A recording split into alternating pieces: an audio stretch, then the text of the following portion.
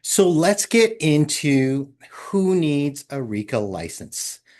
Um, we have several unlicensed employees that do serve important functions in our brokerages, um, but they specifically can't make decisions on behalf of the client or interpret documents and have strict limits on what they can discuss in terms of financial information. This is set out in the regulations in the Real Estate Act. There are also some specific exemptions within the regulation wherein you're not required to have a license to manage property. The first and top exemption is when a property is self-managed. So when the manager is an owner of all of the units, or if they're owned by the same person or entity, then the manager and that manager is a bona fide employee of the owners, then that employee is not required to have a license. So this is often the case when you are renting in an apartment that has leasing agents that work for the building and that kind of thing. So they are not required to be licensed under RECA necessarily. Similar to that, on-site managers. So when you've got residential managers that live on the property that they manage, they don't need a license to manage that specific property on which they live.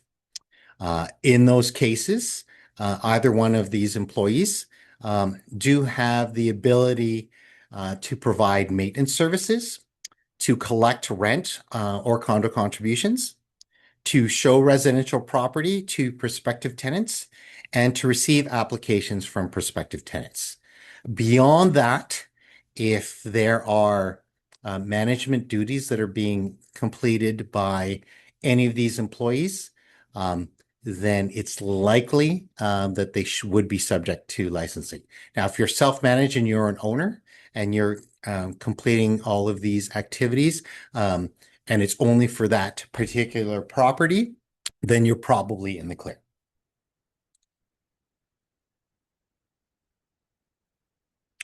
So when we are looking at the obligations of a licensee, we are guided by the Real Estate Act, particularly Rule 41 and Rule 42. All licensees must act honestly, provide competent service, and fulfill their fiduciary obligation to their clients. And we'll get into what that means later on in the presentation. Similarly, they must not act recklessly or intentionally mislead. They must not participate in fraudulent or unlawful activities, and they must not engage in conduct that undermines public confidence in the industry. So in the real estate industry.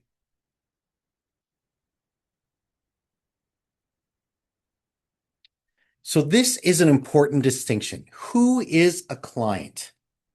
When our brokerage or any brokerage enters into a management agreement that's in accordance with the Real Estate Act rules, the brokerage becomes the authorized agent of the client.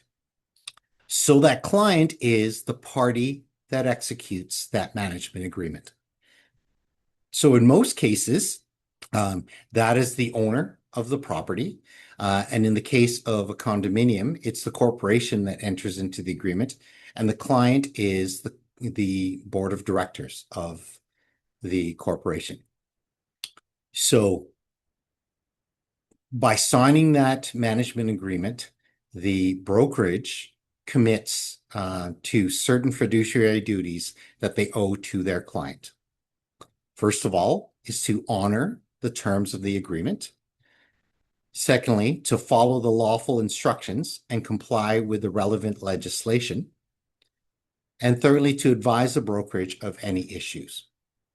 So as many of you know, there's no such thing as the condo police. So there's nothing wrong with boards or owners violating the bylaws in as much as the police won't be coming to knock on your door to tell you otherwise. However, our brokerage has an obligation to advise our clients when there's a possibility that they will be violating legislation. We can't stop you from doing so, but we do have an obligation to make you aware. And then often is the case um, to get it in writing, to get directions, particularly when they may not completely follow the letter of the legislation. And in those cases, to advise um, the broker level people in the brokerage um, any concerns that a licensed person might have with any directions that they have. So if you are not a client under the management agreement, you are effectively a customer of the brokerage. Um, However, we still owe obligations to our customers. And when we're talking about customers, we're talking about tenants, individual unit owners in condominium property, as well as occupants of any of our properties.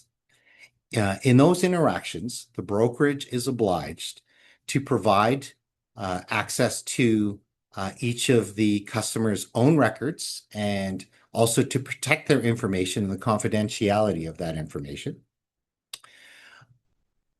Also to act honestly and in good faith, so not to intentionally mislead a customer. And then finally, to process the funds and payments in trust for our client and to do so in an honest and forthright manner, and to do so diligently and without unreasonable delay.